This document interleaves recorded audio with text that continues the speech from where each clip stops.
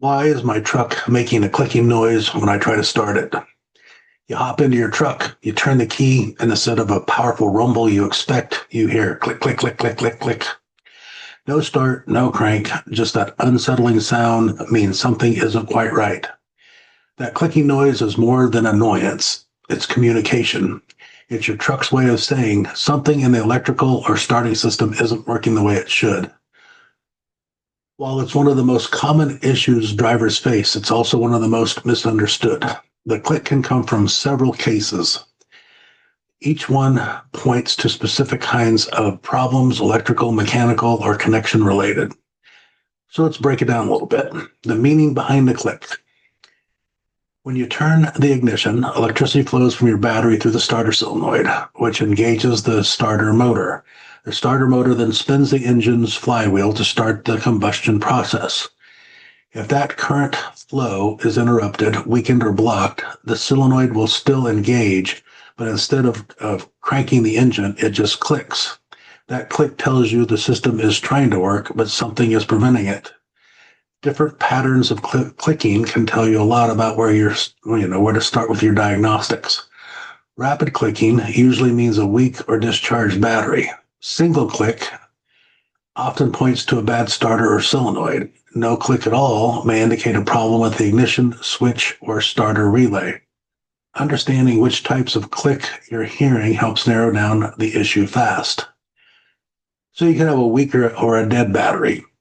And your battery's job is obviously to deliver a surge of electrical power that turns the starter motor.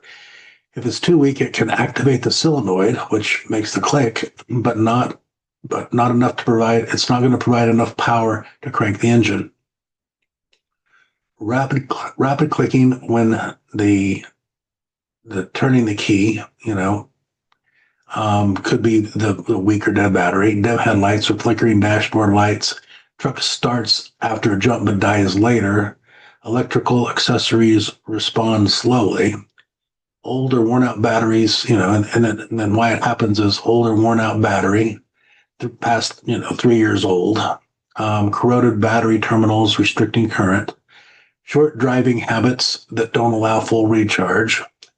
Parasitic draw, accessories draining the battery when the truck is off.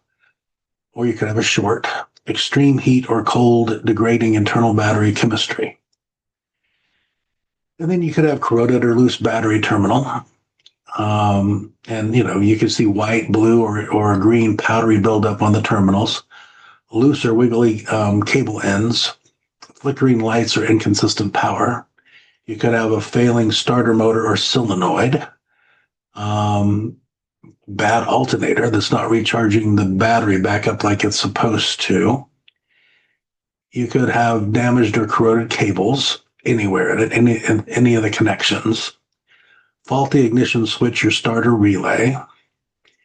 You could have engine mechanical issues, like your engine has a lack of lubrication, so oil starvation, internal engine failure, fluid in cylinders, hydrolock. You could have all kinds of different things that's making the engine not turn over. And you're definitely going to need to find an automotive repair shop that you can trust, build a great relationship with them, and let them diagnose what's going on. I mean, I know a lot of people that choose to replace batteries, and I know a lot of people that have ruined a lot of stuff by replacing their own battery. So unless you know specifically what you're doing, don't attempt this at home. It's so much cheaper to let a professional take care of it. It's not even funny. I mean, quick story. One of my daughters had a plumbing problem, so I go over to her house, and it's not that I'm incompetent or can't figure stuff out. I look at it, and after doing a diagnostic on it, she's got a leaky valve underneath the sink.